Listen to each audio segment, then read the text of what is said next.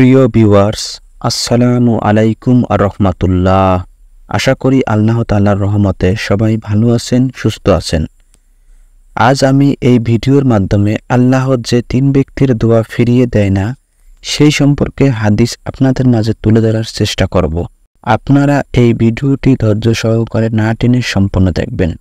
রাসূল সাল্লাল্লাহু আলাইহি ওয়াসাল্লাম বলেন, মহান আল্লাহর কাছে দোয়ার চেয়ে অধিক সম্মানিত কোনো জিনিস নেই। আরেক হাদিসে হযরত আনাস রাদিয়াল্লাহু তাআলা আনহু থেকে বর্ণিত, তিনি বলেন, রাসূল সাল্লাল্লাহু আলাইহি ওয়াসাল্লাম বলেছেন, দোয়া হলো ইবাদতের মকজ বা মূল বস্তু। দোয়া করার ফজিলত সম্পর্কে হযরত সালমান ফারসি রাদিয়াল্লাহু তাআলা আনহু থেকে বর্ণিত, তিনি বলেন, রাসূলুল্লাহ সাল্লাল্লাহু আলাইহি ওয়াসাল্লাম বলেছেন, দোয়া ছাড়া অন্য কিছুই ভাগ্য পরিবর্তন করতে পারে না এবং নেক আমল ছাড়া অন্য কিছু বয়স বাড়াতে পারে না।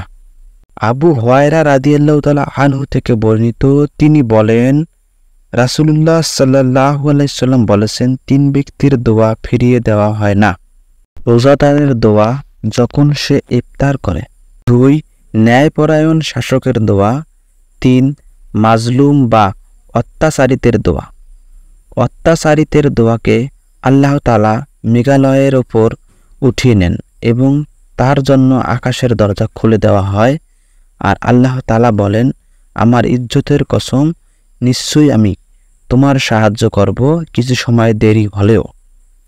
আরেক হাদিসে রাসূলুল্লাহ সাল্লাল্লাহু আলাইহি ওয়াসাল্লাম বলেছেন, নিঃসন্দেহে 3 ব্যক্তির দোয়া কবুল হয়।